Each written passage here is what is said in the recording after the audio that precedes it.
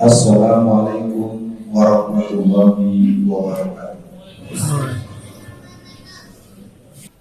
Alhamdulillah nahmaduhu wa nasta'inuhu wa na'udzu billahi min shururi anfusina wa min sayyiati a'malina may yahdihillahu fala mudilla lahu wa may yudlil fala hadiya lahu. Asyhadu an la ilaha illallah wa asyhadu anna Muhammadan abduhu wa rasuluh. Allahumma sholli ala Muhammad wa ala ali Muhammad. Ittaqillah haitsu Ma'asyiral muslimin wal mu'minin rahimakumullah. Sampailah kita di hari ini, di hari orang-orang yang beriman, bergembira, bersegera, bersyukur masih bisa berada dalam suasana beribadah kepada Allah Subhanahu wa taala. Kegembiraan tersebut terlihat dari kesungguhan untuk berada dalam masjid sebelum imam atau khatib naik mimbar. Betul tadi disampaikan oleh pengurus masjid, sesungguhnya di samping ada lindungan naungan malaikat Allah, sesungguhnya juga terangkat barang siapa yang masuk ke dalam masjid dalam posisi khatib sudah naik mimbar, maka dia termasuk orang-orang yang mendapatkan catatan yang tidak tercatat. Mudah-mudahan jadi perhatian untuk pekan depan bagaimana caranya kita bisa berada dalam masjid sebelum imam atau khatib ada di atas mimbar. Sidang umat yang berbahagia, dalam kehidupan manusia ada satu pekerjaan yang menurut perjalanan yang saya lalui kurang mendapatkan penanganan yang serius. Di antaranya adalah aktivitas pendidikan. Pendidikan bukan sekedar uang bayaran, pendidikan bukan sekedar baju seragam, pendidikan bukan sekedar kita telah menyekolahkan anak di sebuah lembaga tertentu. Maka pada siang ini kita mencoba masuk pada waktu yang sangat tidak panjang untuk menyadari bahwa kita mendapatkan amanah yang bisa kita dengar dari ayat-ayat Allah, sabda Rasulullah maupun peringatan para ulama-ulama terdahulu. Yang jelas kita mendapatkan perintah untuk mendidik anak-anak kita sehingga dalam satu ayat ada kalimat ma ta'buduna min ba'd. Bagaimana anak-anak di belakang kita ibadahnya. Bahkan ada satu mufradat, ada satu statement dari para ulama masa lalu disebutkan, didiklah anak-anakmu karena mereka akan berada pada zaman yang berbeda dengan zaman. Sedang yang berbahagia, pada hari ini kita mencoba menanyakan ulang, apakah kita yang ada di masjid ini, apakah kita yang menyimak khutbah ini sudah sampai kepada sebuah tindakan-tindakan yang mendidik. Saya memberikan apresiasi penuh dengan banyaknya anak-anak di saat sholat di bawah. Dan saya juga memanggil pulang memori masa lalu yang pernah saya lalui ketika saya mengajar di sebuah masjid yang ada di arah ke Jalan Pepet, tepat di Masjid Al-Baina. 5 tahun saya mengajar anak-anak dan satu catatan kecil, tidak ada anak-anak itu yang ribut, berisik atau bercanda ketika sholat berjamaah. Mudah-mudahan ini bagian daripada kerja-kerja bersama kita untuk ke depan, bahwa pendidikan itu adalah sebuah tindakan sadar untuk memanusiakan manusia agar manusia berposisi sebagai hamba Allah dan dia menghambakan itu kepada Allah, tidak kepada selain Allah. Maka ada 5 prinsip yang akan kita sampaikan dengan waktu yang singkat ini. Yang pertama adalah prinsip keabdulan, prinsip kehambaan. Ketika Allah berfirman dalam Al-Quran, a'udzubillahi minasyaitonir rajim, wa ma khalaqtul jinna wal insa illa liya'budun. Tidaklah kujadikan jin dan manusia kecuali hanya untuk memperhambakan diri kepada. Artinya kalau orang tidak memperhambakan diri kepada Allah, patut diduga dia memperhambakan diri kepada selain Allah. Inilah yang terjadi hari ini. Orang lebih mendahulukan materi, mendahulukan jabatan, mendahulukan prestise, mendahulukan hal-hal yang sifatnya duniawi, dan itu bukan kesalahan. Tetapi jangan sampai itu dilakukan dengan mengabaikan hal-hal yang ukhrawi. Prinsip kedua adalah prinsip kekhalifahan. Bahwa kita perlu menyadari bahwa generasi di belakang kita tidak kita cetak sebagai generasi yang berwatak pemimpin. Akibatnya kita selalu harus menanyakan ketika ada apa-apa, mana anak Islam, mana generasi Islam. Tugas-tugas publik, jabatan-jabatan publik hari ini kita dengan terang-terangan dipimpin oleh orang-orang kafir. Padahal negeri ini hampir 90% Muslim, tapi pemimpin-pemimpinnya, ketua-ketuanya, kepala-kepalanya, direktur-direkturnya, dan berbagai orang-orang nomor satunya lebih dari 90% bukan orang Islam. Ketika di agamanya Islam, dia tidak berkhidmat kepada Islam. Maka kewajiban kita, kaum muslimin, sedang umat yang berbahagia adalah mendidik generasi kita agar menyadari misi kekhalifahan dan misi kepemimpinan. Yang ketiga adalah kegiatan pendidikan itu mengarah kepada pembentukan karakter, pembentukan di kepribadian. Hari ini kita tidak kesulitan mencari orang pintar, orang sekolah sampai S1, S2, S3, punya kemampuan, punya kefasihan, punya kehebatan. Tapi hari ini kita kehilangan anak-anak yang sopan, yang mengucapkan kata permisi ketika dia melintas di hadapan orang-orang tua yang sedang duduk di tepi jalan, mengucapkan kata terima kasih, mengucapkan kata maaf ketika dia berbuat kekeliruan. Jadi pembentukan kepribadian merupakan bagian yang harus kita sadari tidak terjadi dengan cukup baik. Pepatah menyebutkan kecil teranja-anja, besar terbawa-bawa, sudah tua berubah. Jadi prinsip pendidikan yang baru saja kita sampaikan merupakan prinsip yang perlu kita sadari bagiannya adalah bagian kepribadian dan karakter. Hari ini kita sulit untuk menyatakan puas dan bangga dengan anak-anak ini yang cenderung malas ke masjid, yang cenderung kalau disuruh entar-entaran, apalagi subuh, kita sama-sama punya keluhan itu. Yang keempat adalah misi pendidikan Islam itu adalah membangun keluarga yang punya kohesi. Ketika Allah berfirman, ya ayyuhallazina amanu qu anfusakum wa ahlikum nar. Wahai orang-orang yang beriman, jagalah dirimu dan keluargamu daripada azab api neraka. Mari kita bertanya bagaimana kondisi keluarga kita masing-masing. Apakah sholat 5 waktunya sudah tertib dan sesuai dengan jadwal yang ada? Apakah anak-anak kita yang muslimah telah menutup auratnya sesuai dengan syariat? Apakah pola pergaulan mereka sesuai dengan ketentuan Allah dan Rasulnya? Menurut temuan saya secara sosiologis, secara pergaulan di masyarakat kita masih sangat jauh. Misalnya masih ada anak-anak kita yang SMA, yang mahasiswi, yang muslimah, kemana-mana tidak menggunakan penutup aurat. Padahal dalam sebuah hadis Rasulullah katakan, barang siapa orang yang memamerkan auratnya, maka nanti di akhirat Allah akan menugaskan malaikat penjaga neraka untuk meneteskan timah mendidih di bagian aurat yang diumbar dan mutafaq. Sekali yang berbahagia, tentu pembicaraannya akan bisa kita perluas. Maka kita sampai kepada poin terakhir. Prinsip pendidikan yang kelima adalah partisipasi sosial. Sosial bisa sosial ekonomi, sosial politik, dan sosial kemasyarakatan.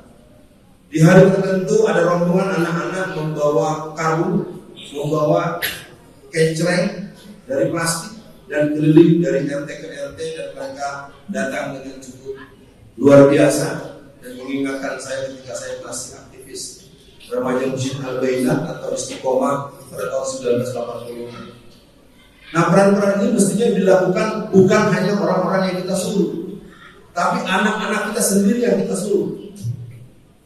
Jangan ada orang dikumpulkan, nanti kamu jalannya, nanti kamu diongkosin. Anak aku, anak kamu. Mereka harus dilatih untuk memahami bahwa masjid ini masjid umat. Bagaimana kita punya pembiayaan masjid, tadi kita mendengar kegiatannya banyak. Bagaimana kegiatan itu bisa dibantu dengan anak-anak yang kita didik agar punya kebiasaan. Dulu waktu saya aktif di Istiqomah tahun 80-an, kita punya namanya aktivitas paralel. Kita menggunakan gerobak, lalu kemudian masyarakat ada yang memberi beras, ada yang memberi uang, dan memberi macam-macam kebutuhan untuk fasilitas masjid. Artinya Dari kelima hal ini tentu ada poin ke-6, ke-7 dan seterusnya. Maka mari kita pada hari ini kita coba sadari dulu. Banyak orang merasa bahwa mendidik anak, menurut saya dulu, pendidikan bukan soal pembiayaan. Sangat susah dibantah hari ini orang menganggap sudah selesai menyekolahkan anak kalau sudah uang bayaran sudah lunas. Uang UTS, uang UAS, ujian akhir semester, uang kos-kosan. Pendidikan bukan pembiayaan, pendidikan proses pembiasaan, proses membangun karakter, proses mengingatkan hal-hal yang harus dilakukan dan yang tidak boleh dilakukan. Mudah-mudahan itu menjadi bagian kesadaran kita dengan penyampaian singkat ini. Sudah jemaat yang berbahagia, kita sama-sama mengerti bahwa negeri kita dari hari ke hari semakin jauh daripada arahan dari syariat Islam. Maka kita tiap rumah, tiap pribadi, mari kita menokohkan diri sebagai teladan, baik suami-suami, baik istri-istri, bapak ibu dan para tokoh-tokoh masyarakat. Jadikan keluarga kita tempat pendidikan anak-anak kita agar bisa tetap eksis di akhir zaman. Barakallahu wa lakum fil Qur'anil Karim wa nafa'ni wa iyyakum bima fihi minal ayati wa dzikril hakim. Aqulu qawli hadza fastaghfiru innahu huwal ghafurur rahim. Alhamdulillah wallazi arsala rasulahu bil huda wa dinil haqq liyuzhirahu 'ala dini kullihi walau karihal musyrikun. Asyhadu an la ilaha illallah wa asyhadu anna Muhammadan abduhu wa rasuluh. Allahumma shalli ala Muhammad wa ala ali Muhammad. Ittaqullah haqqa tuqatih wa la tamutunna illa wa antum muslimun. Sebagai simpulan sebelum kita akhiri dengan berdoa, khatib mengingatkan kepada diri khatib dan para jamaah, sesungguhnya yang kita hadapi hari ini adalah situasi yang sangat berat.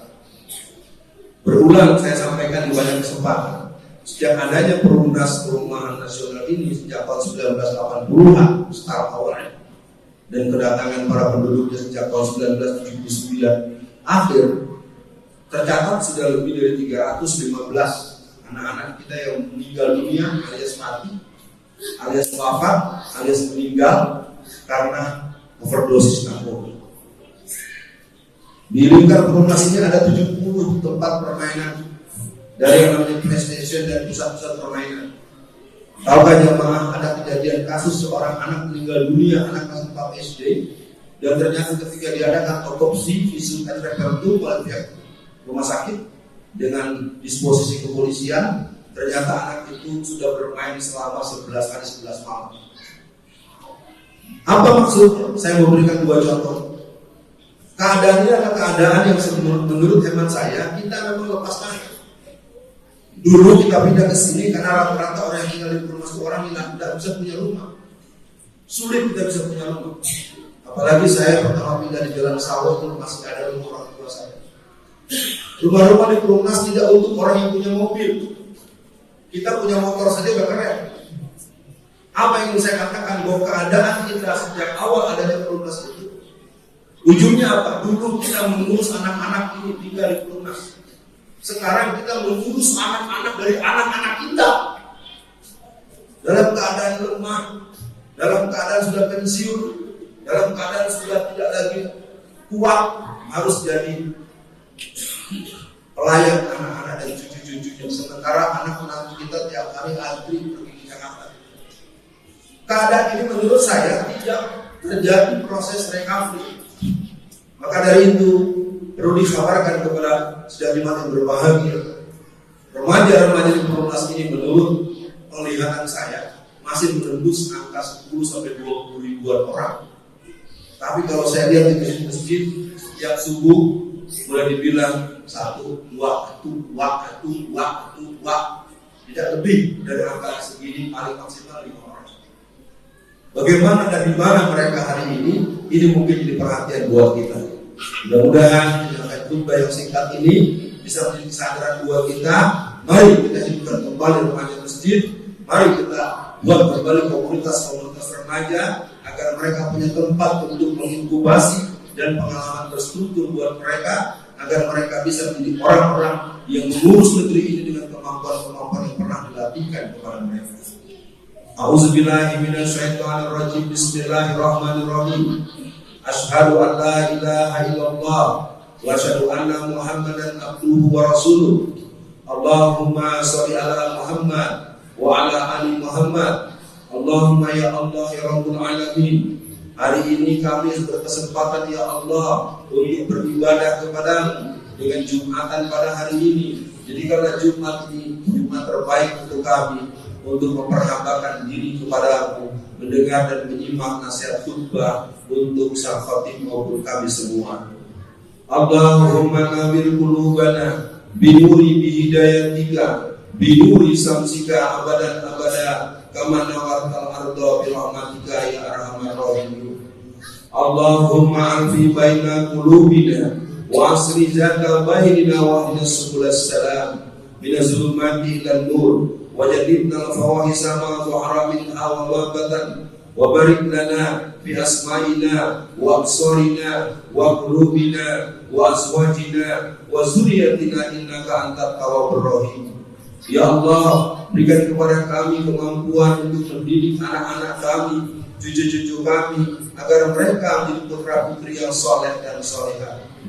Ya Rahman, jadikan masyarakat di sekitar lingkar Masjid Al-Muttaqin orang-orang yang tertib ibadahnya, yang kokoh akidahnya, dan senantiasa mendahulukan Allah dan Rasulnya dalam segala urusan yang dihadapinya. Ya Allah yang Maha mengetahui segala isi hati, dalam doa kami di siang ini, kami mohon padamu ya Allah, tolonglah umat Islam dengan berbagai situasi yang mereka hadapi. Saudara kami di Palestina dengan berbagai keadaan di mana mereka sudah tidak lagi memiliki tempat apapun karena seluruh tanah teritorial Palestina sudah diambil alih oleh orang-orang Israel. Tolonglah kaum muslimin yang ada di India, di Eritrea, di Somalia, di Angola, di Zimbabwe, dan di berbagai negeri-negeri yang mayoritas Islam. Mereka hari ini kehilangan otoritas, mereka kehilangan kedaulatan. Sesungguhnya dengan berat hati ya Allah, Indonesia pun dalam keadaan yang hampir seperti ini. Kami mohon ampun ya Allah, bahwa negeri ini memang telah dikelola dengan asal-asalan, dengan ugal-ugalan. Kami mohon tolong ya Allah, berikan jiwa-jiwa perjuangan itu tersemayam kuat di hati orang-orang yang memiliki otoritas, orang-orang yang memiliki peran-peran politik, orang-orang yang punya peran-peran masyarakat, orang-orang yang punya peran-peran aparat, agar mereka lebih memperhatikan apa yang Engkau perintahkan dan apa yang telah Engkau larang. Ya Allah yang Maha mengetahui segala sesuatu, kami mohon perlindungan-Mu atas negeri Indonesia ini yang dalam bahaya imperialisme kolonialisme Cina, imperialisme kolonialisme Zionis internasional mempertontonkan kebiadaban mereka kepada para ulama dan tokoh-tokoh kami. Doa kami pada pagi dan siang ini adalah kami mohon padamu ya Allah.